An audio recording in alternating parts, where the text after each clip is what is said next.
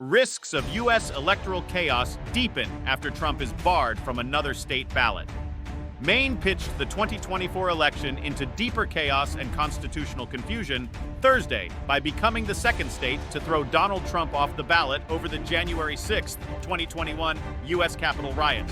The move from the Maine Secretary of State, following a similar decision from the Colorado Supreme Court earlier this month, worsened a growing crisis for Trump's campaign and strengthened the rationale for the U.S. Supreme Court to take up the issue, arising from the 14th Amendment's insurrectionist ban.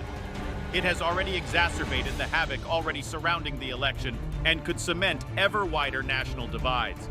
The increasing uncertainty urgently needs a resolution, with Iowa poised to kick off voting in the Republican nominating race on January 15th and other key ballot deadlines looming.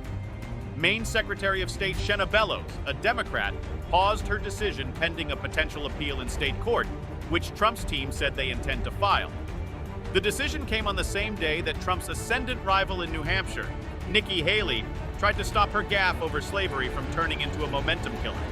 The idea that a presidential candidate cannot plainly state in 2023 that the enslavement of humans is what tore the country apart more than 160 years ago is stunning in itself.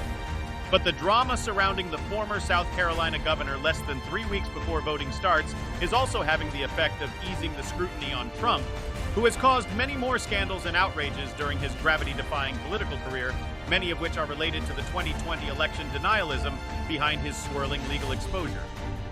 Maine's decision only deepened the unprecedented legal and political tangle surrounding the 2024 campaign, all of which stems from Trump's refusal to accept defeat and his historic challenge to the fabled U.S. transfer of power. After all, 2 states have now found that a former president engaged in an insurrection against the U.S. government, an unheard-of state of affairs at any other moment in history. The controversy, however, also raises new questions over whether efforts to make Trump pay for January 6th are justified on the grounds of protecting America's democracy from a uniquely pernicious challenge or could backfire politically against President Joe Biden and Democrats next fall. The multiple criminal charges Trump is facing have tended to hike his popularity among base voters, even if his wild anti-democratic conduct in 2020 could be a major general election liability. Republican presidential candidate Chris Christie told CNN this morning on Friday that actions like those in Colorado and Maine make the former president a martyr. While people may think there's a justification for doing this, it's not good in our democracy. In the end, Donald Trump should be defeated by the voters at the polls and defeated by someone like me who is willing to tell the truth about him, he said. Democracy is sacred.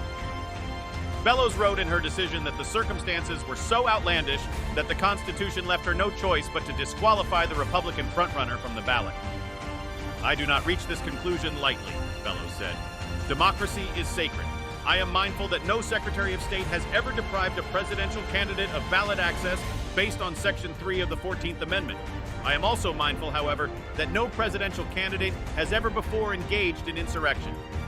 Trump's team lashed out in response, with the former president demanding that the country protect the exact foundational American privilege that he tried to destroy 3 years ago, the right of voters to choose their president. We are witnessing in real time the attempted theft of an election and the disenfranchisement of the American voter, Trump's campaign said in a statement. Democrats in blue states are recklessly and unconstitutionally suspending the civil rights of the American voters by attempting to summarily remove President Trump's name from the ballot. The claim is richly ironic, since Trump is still denying the result of the 2020 election, which was followed by his attempt to disenfranchise voters, including in key swing states that voted for Biden. Trump's false claims of voter fraud were thrown out of multiple courts and denigrated by his administration. But that has not stopped him from putting them at the center of his 2024 campaign, which has become a vehicle for accusing Biden of the very transgression which Trump perpetrated: election interference. The dramatic news from Maine also emerged hours after an exclusive CNN report revealed fresh details of the extent of the ex-president's election meddling in early 2021. Recordings showed that Trump advisor Kenneth Chesebro said the Trump camp got freaked out that fake elector ballots,